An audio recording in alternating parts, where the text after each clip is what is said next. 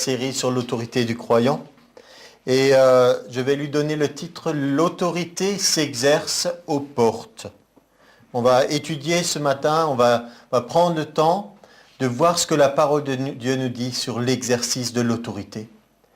Dans le premier message, dont je ne vais pas faire un résumé, parce que ça serait beaucoup trop long et inutile, nous avons vu quel était le siège de l'autorité. Et ça, je vais juste le rappeler. Quel est le siège de l'autorité? C'est le trône de Dieu. Si on n'a pas compris ça, après on fait tout faux. On croit qu'on va pouvoir être des dieux nous-mêmes. Mais ça, ce n'est pas vrai. Alors, il y a un verset de la parole de Dieu dans Romains 13 qui nous explique quelque chose de très important que nous avons besoin de savoir sur l'autorité. Et Romains 13, verset 1, nous dit la chose suivante. Que toute personne, toute ça veut dire toute, il n'y a personne qui est exclu, que toute personne soit soumise aux autorités supérieures, car il n'y a point d'autorité qui ne vienne de Dieu, et les autorités qui existent ont été instituées de Dieu. Donc dans le premier message, nous avions vu ce que c'était la souveraineté de Dieu, pour éviter les deux extrêmes. Les deux extrêmes, c'est d'un côté, Dieu décide tout, on ne peut rien y faire, c'est le fatalisme. De l'autre côté, on a l'homme qui devient comme un petit Dieu, comme si tout dépendait de nous. Et Romains 13 nous explique bien, nous rappelle que l'autorité, elle vient de Dieu. Et si nous pouvons l'exercer, c'est uniquement pour une seule raison, c'est parce qu'elle nous a été déléguée. Si elle n'est pas déléguée, nous n'avons pas d'autorité en nous-mêmes. Ou alors nous sommes déjà dans une situation de nouveau de rébellion, de vouloir nous dresser contre Dieu. Donc si le siège de l'autorité, c'est le trône de Dieu, quiconque veut égaler cette position, voudrait contester l'autorité de Dieu, il s'identifie à Satan lui-même. Et dans Ésaïe 14, verset 13, c'est quelqu'un qui s'adresse, le prophète s'adresse au diable et lui dit « Tu disais en ton cœur, je monterai au ciel, j'élèverai mon trône au-dessus des étoiles de Dieu. » Les étoiles de Dieu sont des fois, c'est une symbolique pour parler du monde, des anges, des êtres célestes. Donc il voulait être le plus grand de tous. Et je m'assiérai sur la montagne de l'assemblée, à l'extrémité du septentrion. Je monterai sur le sommet des nues, je serai semblable au Très-Haut. Ça, c'était sa suprême tentation, rébellion, qui a mal fini pour lui, n'est-ce pas? Et qui a quand même entraîné beaucoup de choses dans l'univers dans lequel nous vivons maintenant. Et voilà que le Seigneur, on a vu, il veut rétablir quelque chose sur terre, il veut que le royaume de Dieu puisse être établi, et nous avons quelque chose à faire. Matthieu 28 nous a dit, « Toute autorité m'a été donnée dans le ciel et sur la terre », Jésus a dit, « et maintenant, allez ». Donc l'autorité doit s'exercer ici sur terre. Et comment va-t-elle s'exercer? À quel endroit ou comment est-ce que ça va se faire? Eh bien, c'est ce que nous allons voir aujourd'hui. L'autorité, d'abord je dis, l'autorité s'exerce aux portes. Et nous allons étudier ensemble et voir ce que le Seigneur nous dit sur les portes. Qu'est-ce que c'est une porte? Comment ça marche? On ne va pas étudier une porte physique et naturelle, la planche avec les gonds, tout ça, mais de voir quelle est la signification d'une porte. Alors, dans la Bible, la porte, c'est le lieu du pouvoir. Proverbe 31, 23 parle de la femme vertueuse. Son mari est considéré aux portes lorsqu'il siège avec les anciens du pays. Ça nous parle de cette façon qu'ils avaient dans les temps bibliques d'avoir un endroit où on se réunissait. On peut dire que c'était l'endroit où s'exerçait le pouvoir. La porte, c'était le lieu où on exerçait la justice. Dans Zacharie, par exemple, chapitre 8, verset 16, c'est des versets que je cite, qu'on n'a pas le temps maintenant d'aller chaque fois le chercher, mais vous pouvez le noter. « Voici ce que vous devez faire. Dites la vérité à chacun à son prochain, jugez dans vos portes selon la vérité en vue de la paix. » Donc, lieu de pouvoir, lieu de justice, c'était un endroit où se traitaient les affaires publiques. On pourrait prendre l'illustration de Ruth, dans le livre de Ruth, on se rappelle peut-être comment ça s'est fait que Ruth ait pu être rachetée par Boaz.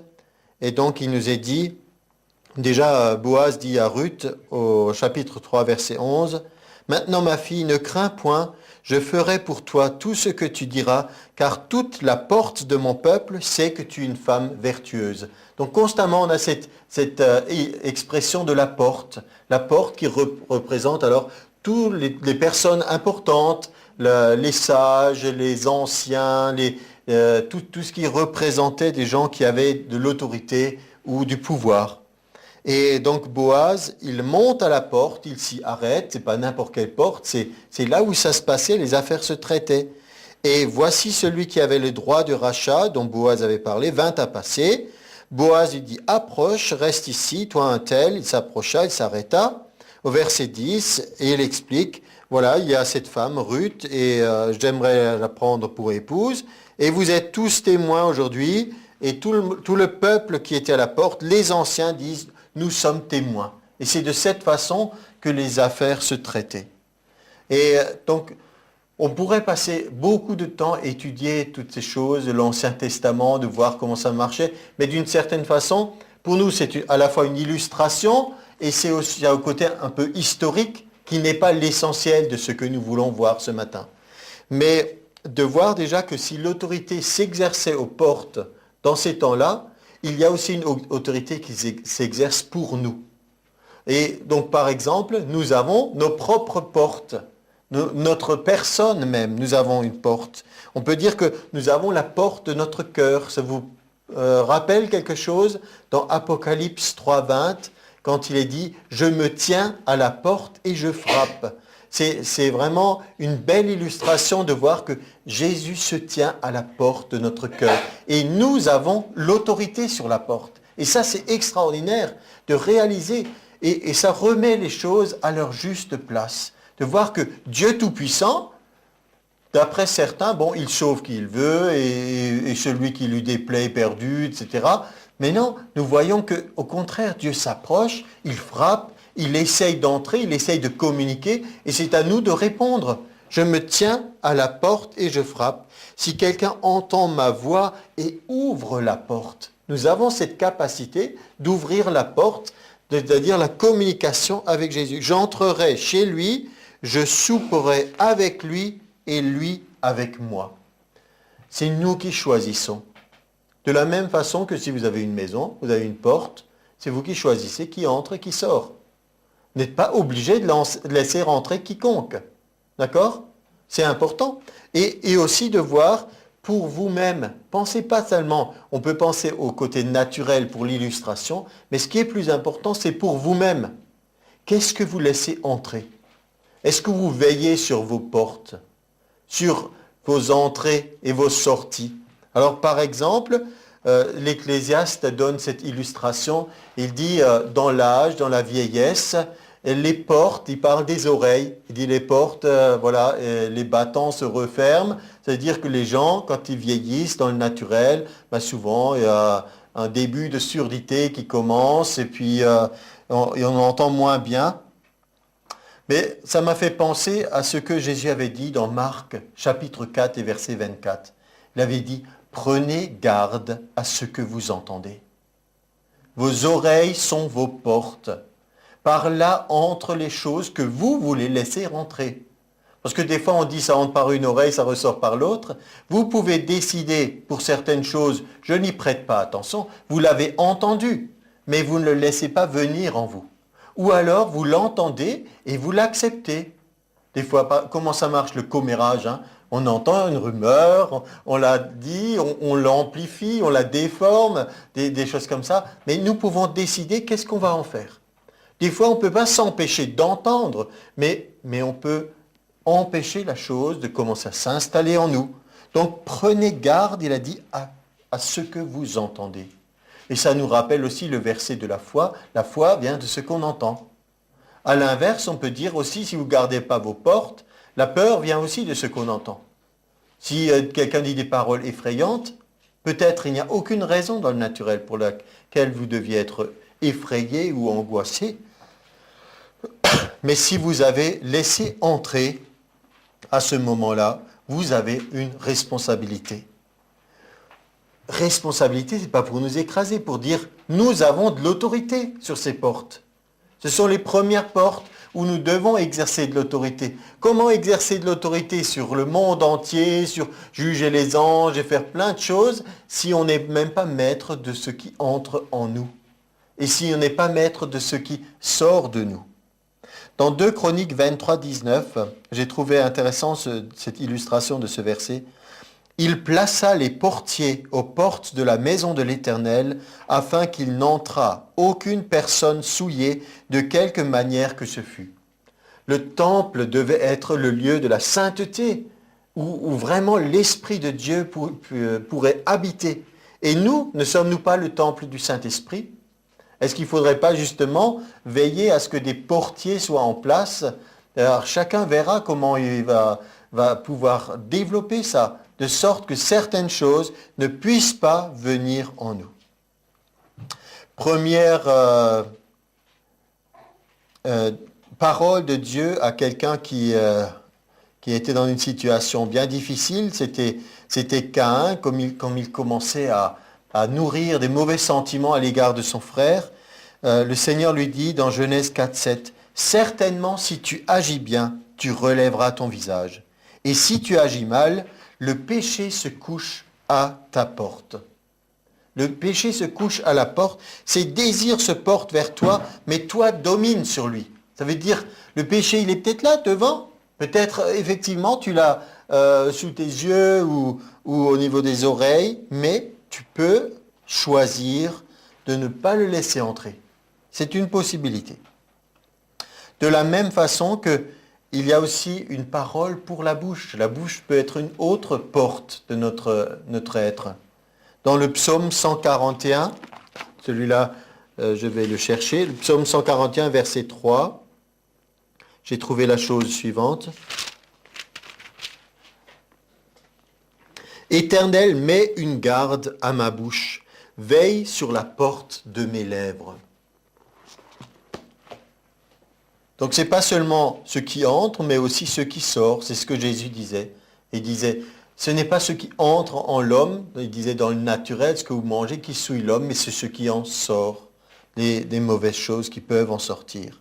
Et donc, il y a aussi une façon dont Dieu nous permet d'exercer notre autorité. Votre monde, vous avez l'autorité sur votre monde, votre foyer, votre personne, et par rapport à l'extérieur. On peut aussi penser à ces paroles de la loi dans Deutéronome 6, 9. Il est dit, « Cette parole, cette loi, tu les écriras sur les poteaux de ta maison et sur tes portes. » Pourquoi? Pas seulement pour se rappeler, mais moi je crois qu'il y avait une signification spirituelle. Il y avait quelque chose de fort. Des fois, quand vous entrez dans la maison de certains chrétiens, vous avez des versets affichés ou des choses comme ça. Et des fois, c'est aussi un peu triste de réaliser qu'on met Christ est le chef de ce foyer, et dans ce foyer, il n'y a que disputes et confusions et querelles. Alors, mais au moins, l'intention est là, on peut dire, mais il est important de mettre ces choses littéralement, pas seulement comme symbolique ou comme une espèce de superstition. Il dit, tu écriras ces paroles sur tes portes. Pensez-y. Apprenez à protéger votre monde.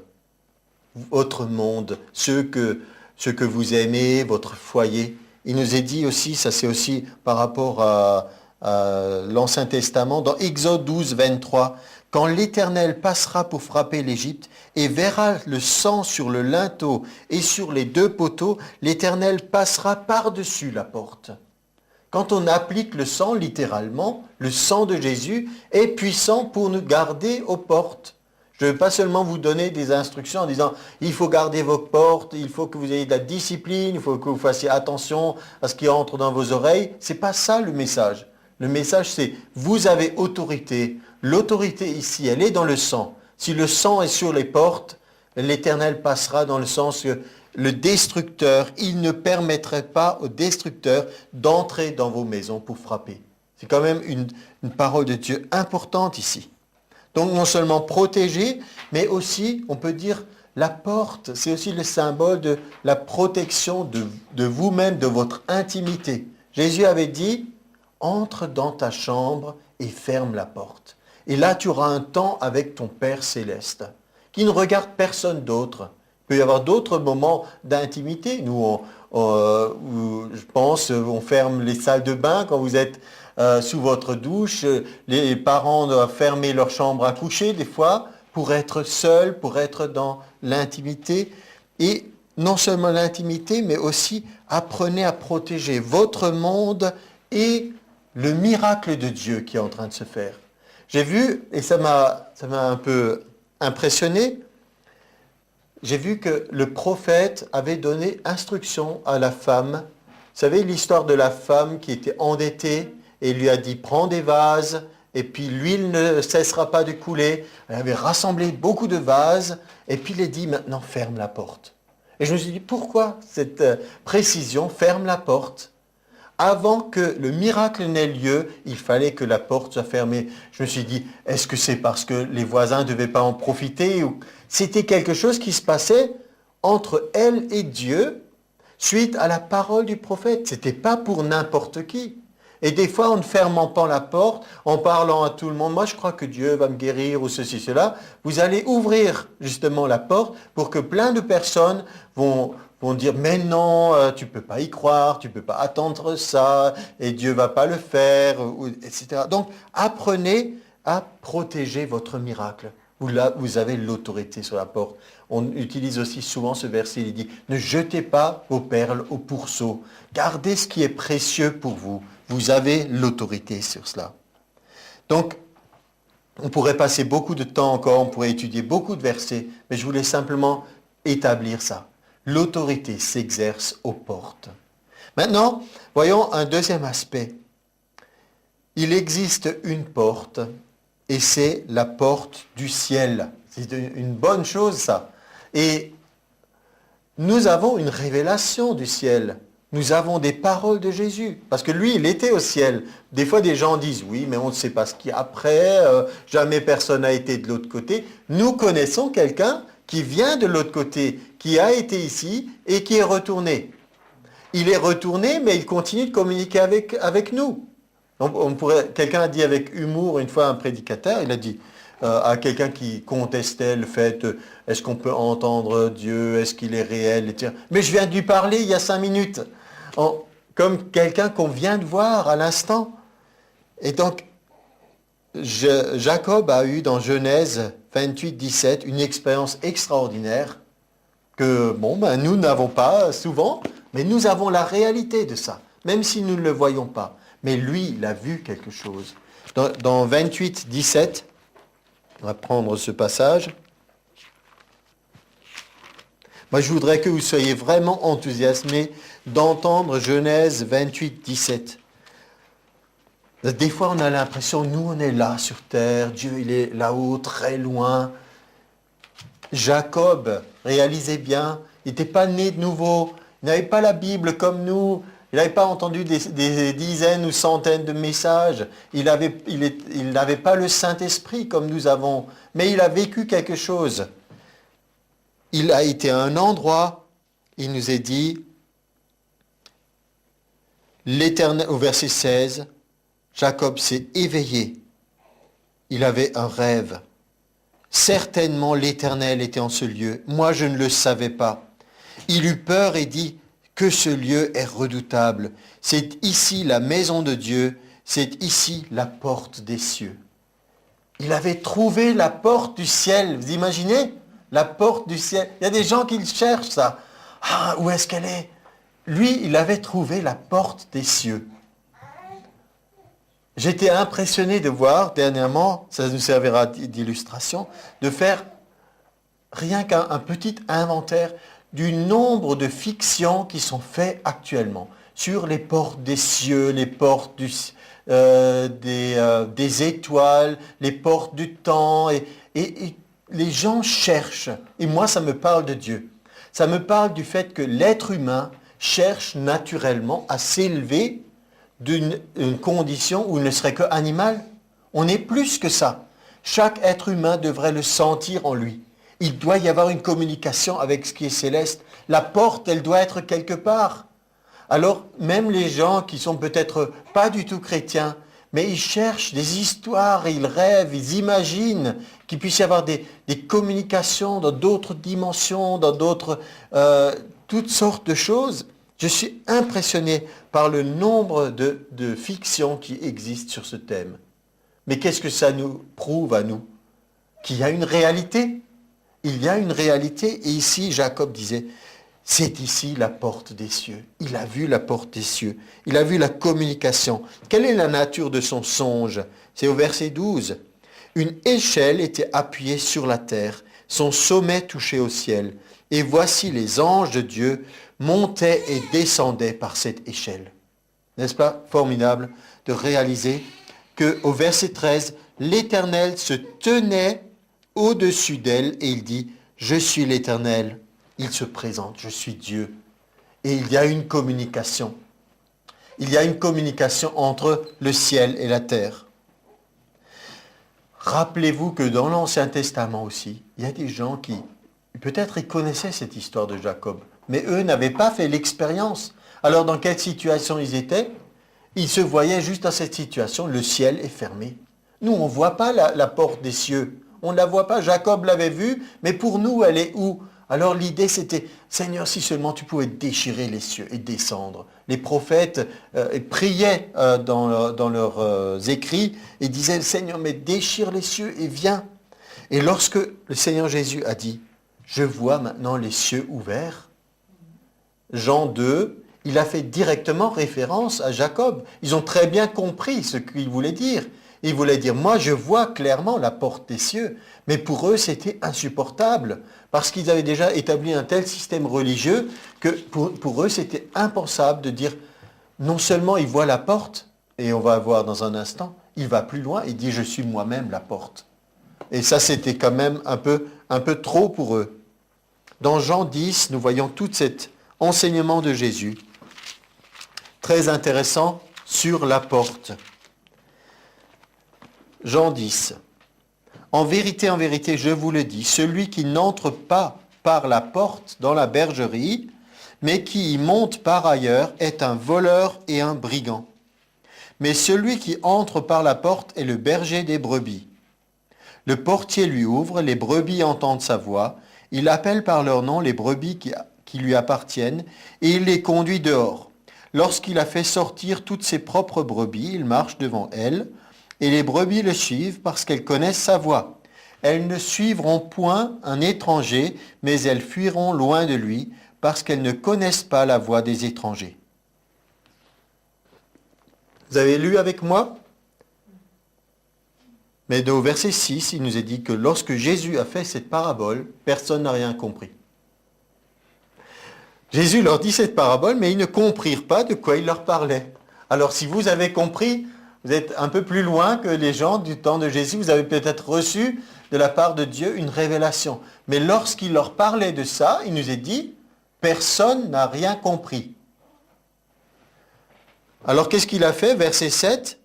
Alors il leur dit encore. Il s'est dit, bon, ils n'ont pas compris, il faut que je leur explique encore une fois, mais d'une autre manière. Parce que les mauvais pédagogues, nous avons peut-être tous eu dans notre scolarité des professeurs, ils pouvaient vous énoncer quelque chose, vous disiez « j'ai pas compris », et ils vous redisaient la même chose. Des fois, ça aide, parce que vous n'avez pas bien compris la première fois, mais la deuxième fois, vous avez compris. Mais des fois, il y en a, ils vous disent la même chose 2 fois, 3 fois, 4 fois, 5 fois, mais ils disent toujours de la même façon, alors ça ne vous aide pas. Et ici, Jésus il nous a dit, alors, qu'est-ce qu'il a fait? Il a dit, en vérité, je vous le dis, je suis la porte des brebis. Il leur a expliqué encore une fois, mais d'une autre façon. Parce que nous, quand on raisonne dans le naturel, on dit, attends, mais tu es quoi maintenant? Tu es le berger ou tu es la porte? Parce que nous, on raisonne, on se dit, tu ne peux pas à la fois être la porte et le berger. Soit tu es l'un ou l'autre. Mais il dit, je suis la porte des brebis. Tous ceux qui sont venus avant moi sont des voleurs et des brigands. Mais les brebis ne les ont point écoutés. Je suis la porte. Si quelqu'un entre par moi, il sera sauvé. Il entrera et il sortira. Il trouvera des pâturages. Le voleur ne vient que pour dérober, égorger, détruire, mais moi je suis venu afin que les brebis aient la vie et qu'elle l'ait en abondance. Je suis le bon berger. Il ne dit pas, j'ai changé de nature. D'abord j'étais un berger, puis je suis devenu une porte. Maintenant je suis nouveau le bon berger. Il explique simplement les mêmes vérités spirituelles de plusieurs façons différentes. Nous savons qu'il est le bon berger, mais nous savons aussi par ce passage qu'il est la porte. Il est le seul passage possible. Et il a dit ailleurs, nous connaissons peut-être certainement très bien dans les évangiles, il dit étroite est la porte et resserrés sont les chemins. Donc il est à la fois le chemin, la vérité, la vie, il est la porte et il est le bon berger. Il est tout ça à la fois. Mais ce qui est important, c'est de réaliser que dans un premier temps, à sa façon, il était en train d'enseigner les gens d'après un concept qu'ils pouvaient facilement comprendre. Il leur expliquait comment ça se passait. Et tout le monde pourrait lui dire, oui, c'est comme ça qu'ils font les bergers. Ils vont, ils ouvrent la porte, ils appellent les brebis, ils les suivent. Mais il ne voyait pas d'application spirituelle. Alors il a été plus précis, il a dit, mais je suis la porte. Vous comprenez ça? Je suis la porte. Vous pouvez passer par moi et je suis la porte des cieux. Alors si vous mettez bout à bout tout ce que Jésus a dit de lui, vous pouvez commencer à avoir une idée claire que la porte des cieux, elle ne va pas se trouver d'une façon mystérieuse, avec une découverte scientifique. On ne va pas trouver quelque part des objets ou des édifices ou de je ne sais quoi, mais il est la porte. Le psaume 118, verset 20, annonçait déjà la porte du salut. C'est intéressant de voir que dans l'Ancien Testament, des centaines d'années avant, des fois même des milliers d'années, des choses avaient été annoncées et prophétisées. Il y aurait un jour quelque chose qui serait la porte du salut, alors qu'elle n'existait pas. Vous êtes d'accord avec moi? La porte du salut, telle que nous avons la révélation, n'existait pas. Mais elle a été annoncée. Plutôt, elle existait par rapport à Jésus. La porte du salut, elle est ouverte. Le message aussi, pour nous, c'est que Dieu a autorité sur la porte. Et nous sommes là pour proclamer aux gens que la porte est ouverte. La Bible nous dit, il en sera des temps dans lesquels nous vivons, comme des temps de Noé. La porte de l'arche était ouverte. Je ne sais pas comment ils auraient fait si tout à coup 1000, 2000, 10 000 personnes auraient voulu rentrer dans l'arche. Mais au départ, il n'est pas dit que Dieu avait décidé, il y aurait 8 personnes de sauvées, point, pas un de plus. Il nous est dit que Noé était un prédicateur de la justice. Il annonçait la justice. Vous ne croyez pas que Dieu est juste? Si quelqu'un avait dit, je me repens, je crois à ce message de Noé, je veux aussi rentrer dans l'arche, il y aurait eu une place dans l'arche. Mais à un moment donné, la porte de l'arche a été fermée. Et vous savez qui l'a fermée? Il est dit Dieu. La Bible précise, Dieu ferma la porte. Ça devait être impressionnant aussi ça. Parce que c'était une vraie porte en bois que Noé avait construit de ses mains de menuisier, charpentier et tout ce qu'il était. Il y avait une porte. Noé et tout le monde était dans l'arche. Et la main de Dieu est venue fermer la porte. Ça devait être impressionnant ça. Pour Noé aussi de le réaliser. Peut-être pour les gens de dire comment elle se ferme maintenant cette porte mystérieusement. Nous pouvons encore maintenant avec nos procédés technologiques, nous avons des portails électriques à certaines maisons, des choses comme ça. On dit bon ça se ferme tout seul mais on sait que c'est pas tout seul, il y a un moteur derrière. Mais là, la main de Dieu ferme la porte et c'est terminé. Et ça c'est tragique. Parce que maintenant, c'est fini. Quand Dieu a décidé que la porte du salut serait terminée, fermée, elle sera fermée. Et il nous est dit que nous vivons les mêmes temps que ceux de Noé. Nous sommes des prédicateurs de la justice. Nous annonçons aux gens que la porte des cieux est ouverte, que Jésus est la porte, mais qu'à un moment donné, elle sera fermée. Et quand elle sera fermée, le temps de la grâce sera terminé aussi. Ça fait partie aussi de notre mission. Et quand la porte sera fermée, c'était d'ailleurs dans Genèse 7:16, où l'Éternel ferma la porte sur lui, quand cette porte sera fermée, il y a autre chose qui va se passer. Le juge va s'approcher de la porte. La Bible nous dit que le juge va s'approcher de la porte. Il y a un mouvement dans le monde spirituel. Il y a quelque chose qui se passe. Ce n'est pas immobile, rigide. Il n'y a plus rien qui a été fait au ciel depuis 2000 ans puisque Jésus a tout accompli. Non, il y a beaucoup d'événements qui sont en train de se faire. Et maintenant, nous vivons le temps où le juge s'approche de la porte. Les choses deviennent sérieuses. Pas pour nous qui sommes déjà jugés en Jésus-Christ, mais pour les autres.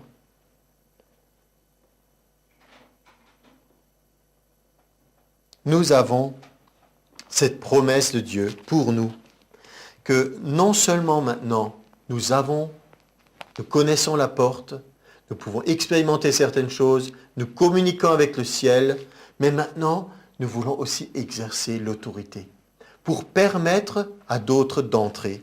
Alors, la Bible nous parle, par exemple, dans Actes 14 au verset 27, que les apôtres se racontaient les uns aux autres comment Dieu avait ouvert aux nations la porte de la foi.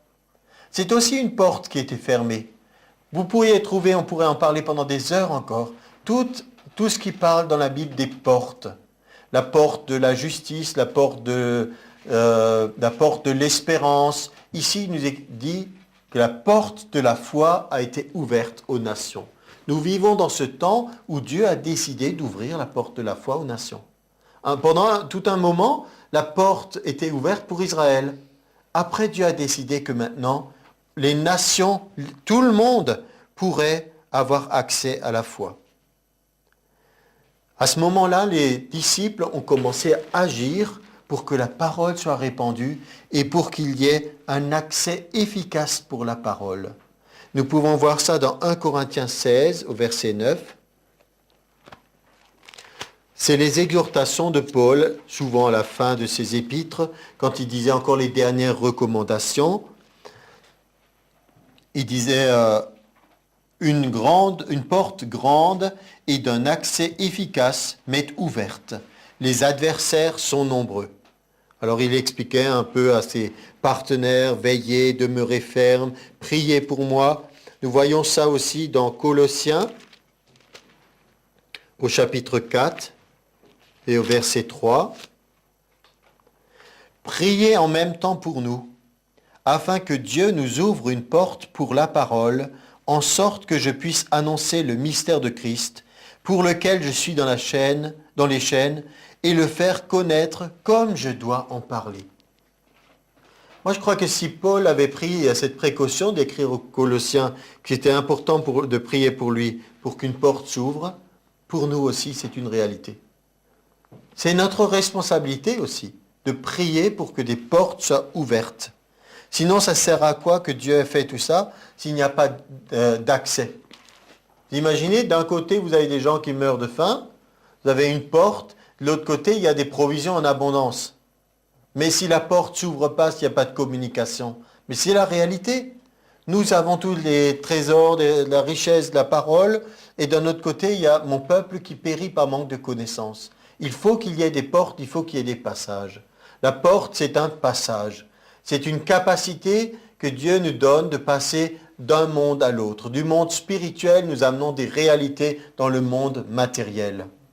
Il y a un passage entre deux dimensions, la dimension de l'esprit et la dimension de notre réalité dans laquelle nous sommes. Il y a le monde physique et le monde spirituel. Les deux sont tout aussi réels. Et la porte, c'est le passage. C'est le passage vers une autre dimension. Nous dépassons par la réalité de la parole de Dieu toutes les fictions que certains ont pu imaginer, filmer, faire des films et des séries et des livres. Et toutes ces choses, nous sommes dans la réalité de Dieu. Prions pour que ces choses se passent, mais pas seulement prions, aussi exerçons l'autorité. Exercer, ça veut dire que là, je ne demande plus à Dieu de le faire, mais je le fais en son nom. Et ça, c'est la troisième et dernière partie de ce que nous voulions voir ensemble, c'est que nous avons la capacité d'exercer l'autorité. Dans Matthieu 16, Pierre a une révélation très importante. Tu es le Christ, le Fils du Dieu vivant. Vous vous rappelez de cela? Et c'est à ce moment-là qu'il y a un enseignement on peut dire, sur les portes. Tu es le Christ, le Fils du Dieu vivant. Jésus lui dit, Tu es heureux, Simon, fils de Jonas, car ce ne sont pas la chair et le sang qui t'ont révélé cela, mais c'est mon Père qui est dans les cieux. Et moi je te dis que tu es Pierre et que sur ce rocher, je bâtirai mon église et que les portes du séjour des morts ne prévaudront point contre elle.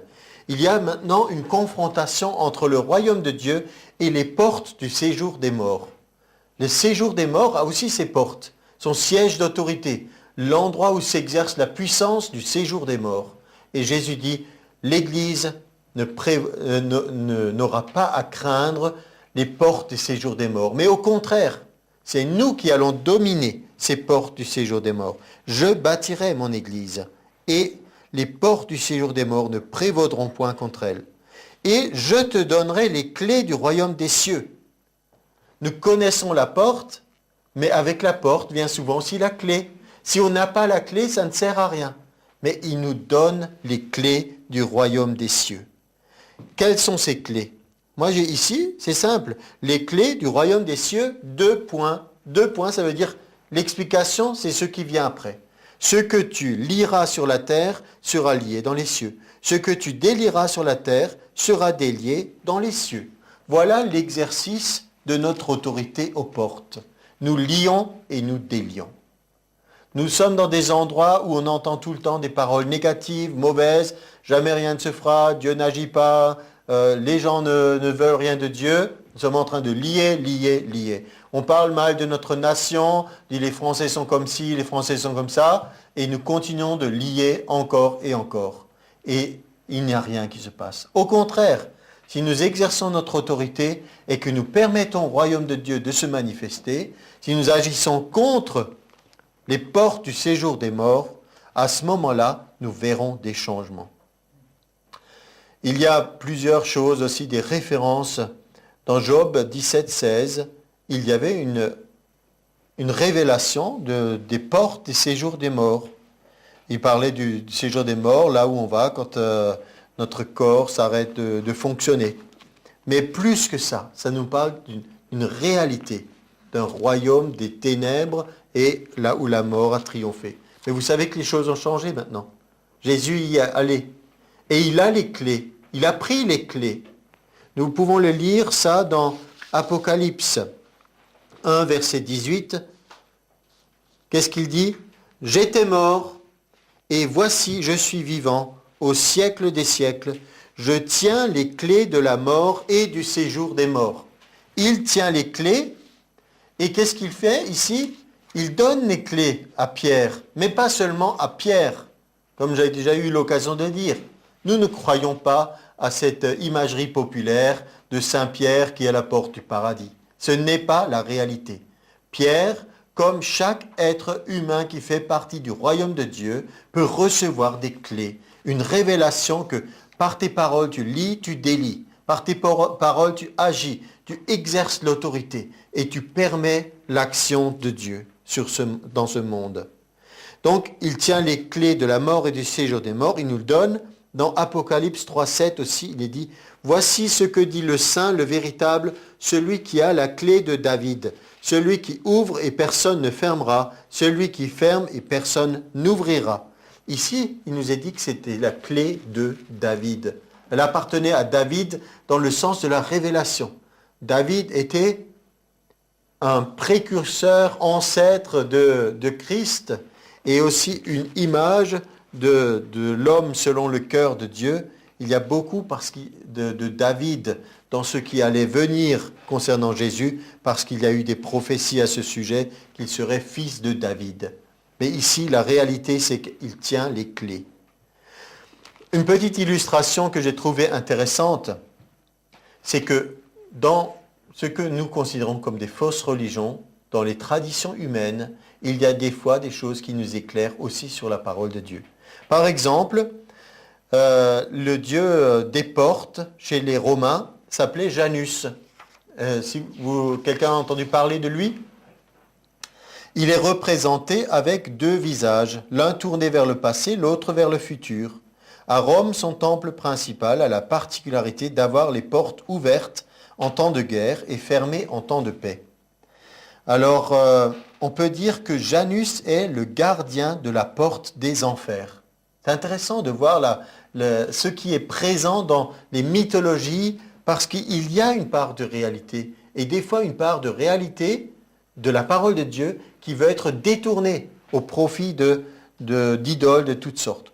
On le représente tenant d'une main une clé, de l'autre un bâton, pour marquer qu'il est le gardien des portes et qu'il préside au chemin. Ces statues marquent souvent de la main droite le nombre de 300 et de la main gauche celui de 65 pour exprimer la mesure de l'année selon le calendrier romain. Et un peu plus loin, il nous est dit, Ovide, le poète latin, il dit que Janus a un double visage parce qu'il exerce son pouvoir sur le ciel, sur la mer comme sur la terre. Il est aussi ancien que le monde, tout s'ouvre ou se ferme à sa volonté, lui seul gouverne la vaste étendue de l'univers, il préside aux portes du ciel, les garde de concert avec les heures, il observe en même temps l'Orient et l'Occident. Quel hold-up de la puissance de Dieu et de l'autorité de Jésus. Nous ne pouvons pas accepter ça et nous sommes obligés de rétablir la vérité. Ce n'est pas Janus qui a donné le mot janvier d'ailleurs, puisqu'il ouvre l'année. Voilà, c'était toute cette symbolique des portes, de l'ouverture et tout. Mais nous ne croyons pas à ce Dieu romain, ce n'est pas notre Dieu. Nous croyons à Jésus qui, lui, est celui qui a les clés de la vie. C'est lui qui préside la destinée des êtres humains. C'est lui qui gouverne. Donc nous avons un réel combat. Parce que vous voyez qu'il y a des êtres spirituels qui essayent de se personnifier sous forme de Janus ou d'autres pour contester l'autorité avec Dieu. Le même vieux combat du diable continue encore, où il essaie de détourner les gens et il leur propose une réalité, on peut dire, alternative, différente. Nous avons dans la parole de Dieu des gens qui n'étaient pas parfaits, mais qui étaient ce que nous appelons des types de Christ. Par exemple, Samson. Samson a une force extraordinaire de la puissance venue de l'onction et de la puissance de Dieu qui était sur lui. Et nous savons que sa vie n'était loin d'être parfaite, mais il a accompli quelque chose qui était de nature à nous identifier à Christ le libérateur. Par exemple, dans Juge 16, on dit aux gens de Gaza, Samson est arrivé ici. Ils l'environnèrent et se tinrent en embuscade toute la nuit à la porte de la ville. Ils restèrent tranquilles toute la nuit en disant, au point du jour, nous le tuerons. Samson demeura couché jusqu'à minuit. Vers minuit, il se leva, il saisit les battants de la porte de la ville et les 2 poteaux, les arracha avec la barre, les mit sur ses épaules et les porta sur le sommet de la montagne qui est en face d'Hébron. Ça, c'est une image d'une action de libération qu'il a fait. Au lieu que ce soit lui qui soit pris au piège et tué, il a pris l'initiative, on peut dire à minuit, l'heure la plus sombre, c'est comme ça qu'on le symbolise, il arrache la porte. Ça nous parle ici exactement de ce que nous sommes en train de voir, le séjour des morts. Jésus, à l'heure la pire de sa vie, lorsqu'il était crucifié, lorsque Dieu l'a abandonné, c'est là qu'il est allé au séjour des morts, qu'il a pris les clés et qu'il a montré la victoire, de la même façon que Samson l'avait fait. Et le Seigneur avait aussi à un moment donné l'illustration de Ésaïe, dans Ésaïe plutôt, au chapitre 45, lorsqu'il a choisi Cyrus pour qu'il fasse quoi ? Terrasser des nations devant lui, relâcher la ceinture des rois, ouvrir les portes afin qu'elles ne soient plus fermées. Je marcherai devant toi, j'aplanirai les chemins tortueux, je romprai les portes d'airain, je briserai les verrous de fer. Ça montre l'exercice d'une autorité, d'une puissance, des fois une nation contre une autre, où il y a une action de la part de Dieu. Des fois, les guerres ne sont pas simplement des guerres humaines, où des gens veulent prendre les possessions des autres, mais il y a aussi un monde spirituel qui est présent, et des choses qui agissent dans le sens que l'un peut être un instrument de Dieu, et l'autre peut être un instrument du diable. C'est arrivé. Et donc, nous avons cette action au milieu de ce combat spirituel. Alors, qui est celui qui a l'autorité sur les portes ? C'est celui qui détient les clés. Parce que sinon, vous ne pouvez rien faire. Vous ne pouvez pas ouvrir la porte si vous n'avez pas la clé. Et encore une illustration pour montrer vraiment le triomphe de Dieu sur nos prisons. Vous vous rappelez que Jésus a dit dans Luc 4, 18. L'Esprit de Dieu est sur moi parce qu'il m'a oint pour proclamer aux captifs la liberté, la délivrance. Et il l'a démontré dans Acte 5, lorsque Pierre était prisonnier. Il nous est dit, un ange du Seigneur, ayant ouvert pendant la nuit les portes de la prison, les fit sortir et leur dit, alors il leur dit, voilà ce qu'il devait faire, il a ouvert la porte. Dans Acte 5, 23, nous avons trouvé la prison soigneusement fermée, les gardes qui étaient devant les portes, mais après avoir ouvert, nous avons trouvé personne dedans. Donc il y a eu les deux événements. D'abord quand les apôtres ont été mis en prison, et ensuite quand Pierre était seul en prison, vous savez, juste le lendemain, il voulait l'exécuter. Et chaque fois, un ange est venu délivrer et ouvrir ses portes. Et dans Acte 16 aussi, pour l'apôtre Paul, il nous est dit, tout à coup, il se fit un grand tremblement de terre, en sorte que les fondements de la prison furent ébranlés. Les fondements de nos prisons sont ébranlés. En un instant, toutes les portes s'ouvrirent et les liens de tous les prisonniers furent rompus.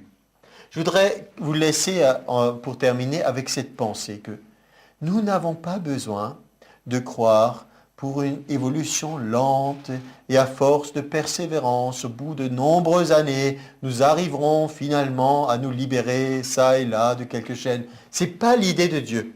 C'est qu'en un instant a eu lieu une délivrance, une transformation radicale dans le monde spirituel. Et il nous est dit, les fondements des prisons étaient ébranlés. Le royaume des ténèbres a été secoué comme d'une façon que nous ne pouvons pas imaginer lorsque Jésus est ressuscité. Ça a fait du remous, c'est le moins qu'on puisse dire. Et le geôlier s'est réveillé et lorsqu'il a vu toutes les portes de la prison ouvertes, il pensait qu'une seule chose, c'est de se prendre la vie. Mais donc pensez à ça et je vous laisse le dernier verset dans Psaume 107, verset 16. Il a brisé les portes d'airain et il a rompu les verrous de fer. Vous voyez, il ne dit pas une vieille porte en bois vermoulu. Bon, si vous cognez plusieurs fois contre, vous allez finir par la faire se casser. Mais ici, il nous est dit des portes d'airain, des portes de bronze si vous préférez. Et les verrous étaient en fer. C'est du costaud, mais ce n'est pas trop fort pour que Dieu ne puisse rien faire. Alors, à nous d'agir maintenant. Prions pour des portes ouvertes, mais aussi commander, exercer l'autorité, prophétiser. Sinon, qui le fera si nous ne le faisons pas? C'est notre travail. Dieu nous a dit de le faire. On a vu dans Matthieu 28, toute autorité m'a été donnée, allez, faites-le. J'ai trouvé ce verset de Zacharie 11, 1. Liban, ouvre tes portes. On ne va pas maintenant parler du Liban spécialement, mais je me suis dit, quel intérêt de parler à un pays? C'est parce que prophétiquement, quelque chose se passe à ce moment-là. Donc, là où il y a Liban, vous pouvez mettre n'importe quoi. La porte du cœur d'une personne, une situation particulière. Et parlez-lui, dites Liban, dites montagne, dites problème, dites ouvre tes portes. Qu'il y ait une ouverture. Nous avons les clés, nous les avons reçues ce matin, nous avons encore repassé toutes ces paroles. Eh bien, à nous d'agir maintenant. Amen.